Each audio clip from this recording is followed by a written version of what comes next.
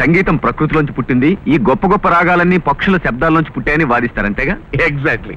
ఎప్పుడన్నా వాదిస్తే పర్లేదు, కానీ ఇలా టైం దొరికినప్పుడల్లా వారిని వాయించేయడం అంతగా బాగుండలేదు సార్. నువ్వు అర్జెంటుగా నోరు మోగిపోతే నీ గుండె మీద వాయించాల్సి ఉంటుంది. బాబు గారు, ఏమిటిది?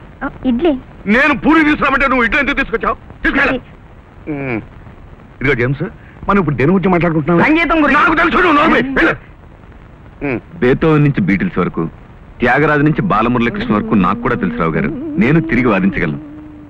అవును సార్, మీరు ఇలా వాదిస్తూ కూర్చుంటే అందరూ కలిసి తిరిగి వాదించడం మొదలెడతారు. కాబట్టి అందరి ప్రశ్నలకి సమాధానంగా మీరు ఎప్పటి నుంచో అంటున్న రీసెర్చ్ గ్రంథం కాస్త పూర్తి చేయించారనుకోండి, ఏ సమస్య ఉండదు. ఆ రోజు కూడా దగ్గరలోనే ఉందరావయ్య. ఉంది ఉందంటేనే సర్వం మర్చిపోతున్నారు. మీకు అసలే మతి మరపు ఎక్కువ. నాకు మతి మరపు అని చెప్పిన వెంటనే ఏమిటిది? నేను ఉప్మా తీసుకురామంటే నువ్వు పూరి ఎందుకు తీసుకొచ్చావు? వెళ్ళ. ఇదిగో జేమ్స్, నువ్వు రేంజ్ ఆఫీసర్గా ఈ అడవిలోకి వచ్చి అన్నాడైందయ్యా? 5 ఏళ్ళు దాటింది. 5 ఏళ్ళు. ఓకే.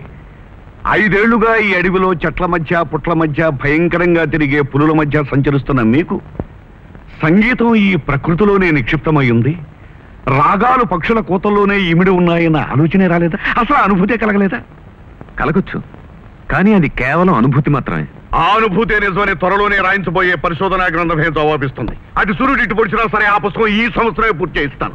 చాలా కాలంగా వింటాను. రాయడానికి వచ్చిన మనుషుల్ని పులి తినేస్తుంటే మా అయ్యగారు ఏం చేయగలరు బాబు గారు? కరెక్ట్. పోనీ మా అయ్యగారే కష్టపడి అడివంతా తిరిగి ఆ పక్షుల్లో పక్షిలాగా ఎగిరి పుస్తకం పూర్తి చేద్దామన్నా, ఈయన మతి మరుపు కనిపెట్టిన ఆ పులి ఏ డొంకలోంచి వచ్చి లటక్కని వేసేస్తుంది. ఉప్మా. పాపం జేమ్స్ దగ్గరగా పూరి అడిగాడు. ఇప్పుడు ఉపాధి తీసుకొచ్చాడు.